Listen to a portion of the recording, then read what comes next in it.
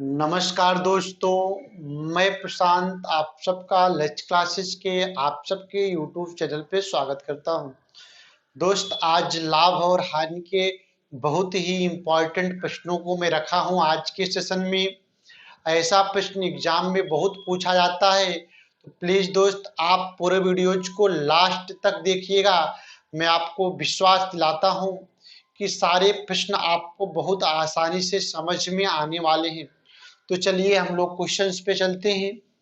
जो आज के सेशन का पहला प्रश्न है, एक व्यक्ति ने दो योजनाओं में 3:7 के अनुपात में धन का निवेश किया। पहले निवेश पर उसे 20% का लाभ, जबकि दूसरे निवेश पर उसे 10% की हानि हुई, तो पूरे निवेश पर उसे कितने प्रतिशत का लाभ होगा। तो दोस्त देखिए, मैं मान लेता हूं कि व्यक्ति ने दो योजनाओं में जो धन का निवेश किया है, पहली योजना में जो धन का निवेश किया है वह कितना है, 300 है। मैंने माना कि पहली योजना में 300 का निवेश किया है और दूसरी योजना में 700 का निवेश किया है। पहली योजना में व्यक्ति को 20% का लाभ होता है, तो दोस्त यदि 300 रुपए पर 20% का लाभ होगा तो जो आपका 300 रुपया है वो बन जाएगा 120 या 360। 300 रुपया बन जाएगा 360 रुपए के, और 700 रुपए पे जब 10% की हानि होगी तो 700 रुपया हो जाएगा 630 रुपए की। टोटल व्यक्ति ने 300 प्लस 700, टोटल व्यक्ति ने कुल 1000 रुपया लगाया था निवेश में, और व्यक्ति को 1000 रुपए पे कुल 990 रुपए मिल रहे हैं। चीजें स्पष्ट हैं।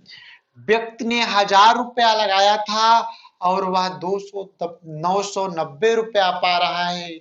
इसका मतलब 1000 रुपए पर व्यक्ति को जो हानि हो रही है वो 10 रुपए की हो रही है।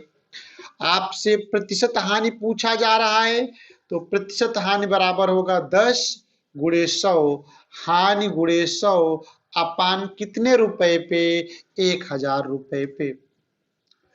3 जीरो से 3 जीरो कट जाएगा, लास्ट में बचेगा 1% की हानि होगी। अतः पूरे निवेश में व्यक्ति को 1% की हानि होगी।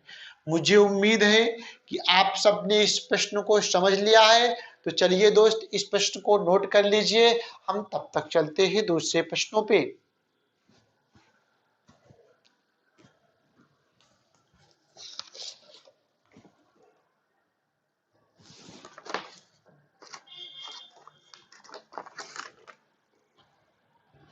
चलिए दोस्त, दूसरे प्रश्न को हम लोग देख लेते हैं।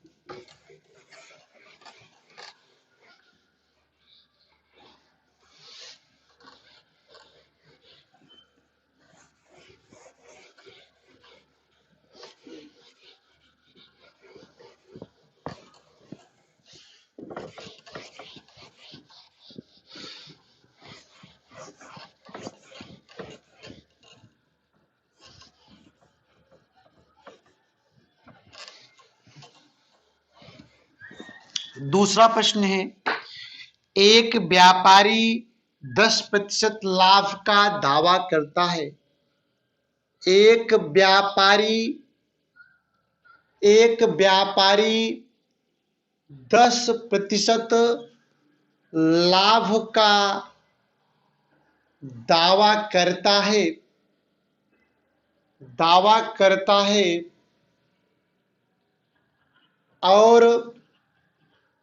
और 20% कम तौलता है, और 20% कम तौलता है, तो व्यापारी को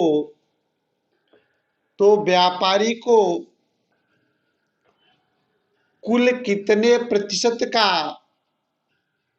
कुल कितने प्रतिशत का लाभ होगा? देखिए दोस्त, एक व्यापारी 10% लाभ का दावा करता है। इसका मतलब यह है कि जो व्यापारी है वह किसी वस्तु को 10% के लाभ पर बेचता है। मतलब दोस्त, अगर कोई वस्तु थी 100 रुपए की तो वह 110 रुपए में बेच रहा है, पहली बात। और एक जगह लाभ कमा रहा है, 20% कम तौलता है। यानी कि दोस्त, अगर उसको तौलना 100 रुपया था तो तौल रहा है 80 ग्राम। तो हम पहले इस बात को फाइंड कर लें कि वह तौल करने में कितने प्रतिशत का लाभ अर्जित करता है। तो दोस्त देखिए, मैं मान लेता हूं कि उसको तौल करनी थी, सही सही तौल करनी थी 100 ग्राम की।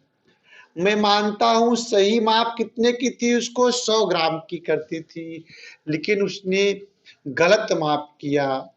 गलत माप कितने का कर दिया है? 80 ग्राम का किया। क्योंकि दोस्त 20% कम तौलता है, इसलिए अगर सही माप 100 ग्राम होगी तो गलत माप कितनी होगी? 80 ग्राम। तो त्रुटि कितने की कर रहा है? गलती कर रहा है वह 20% का।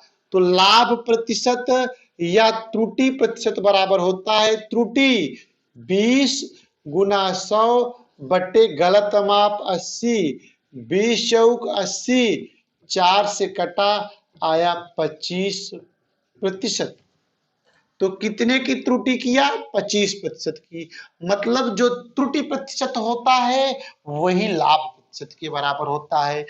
तौलने में 25% का लाभ अर्जित कर रहा है और वस्तु को बेचने में 10% का लाभ अर्जित कर रहा है। इसका मतलब व्यक्ति 10% और 25% का क्रमागत लाभ अर्जित कर रहा है।